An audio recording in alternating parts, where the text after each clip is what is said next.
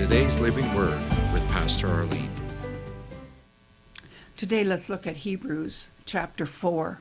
Now yesterday we saw that the communication or the speaking of our faith, and it's on what's already been done. And so we're not focused on what we have to do. But that's kind of an oxymoron, because now I'm going to look at what we need to do. But too often we think we have to bring something to pass, or we have to get Jesus to do something. Now in chapter 4, verse 2, it says, "For unto us was the gospel preached as well as unto them." It's talking about the Jews. "But the word preached did not profit them, not being mixed with faith in them that heard it." And it's because they did not believe in the finished work. And I can say of Jesus, but the fact is God said, "I have given you the promised land. Now you go in and possess it." They just needed to go in, and true, they fought the battle, but Jesus gave them the victory. God gave them the victory, but they didn't believe it because of their imagination. When they went in, they saw the giants and saw themselves as grasshoppers. Today we do the same thing. We see a sickness or disease, and we see it as so big, and we're so little.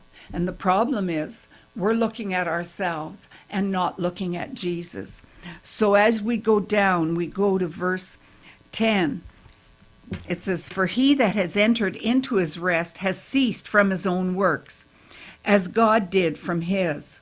Let us therefore to labor to enter into the rest, lest any man fall short the same example of unbelief."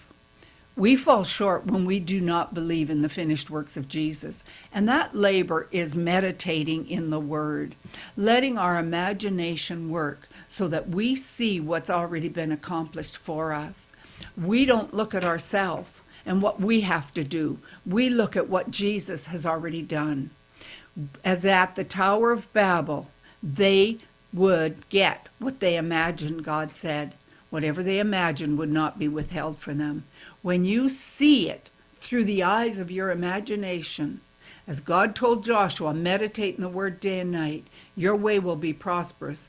When you see yourself with the promise, it will come to pass absolutely according to the word. Thank you for joining us today.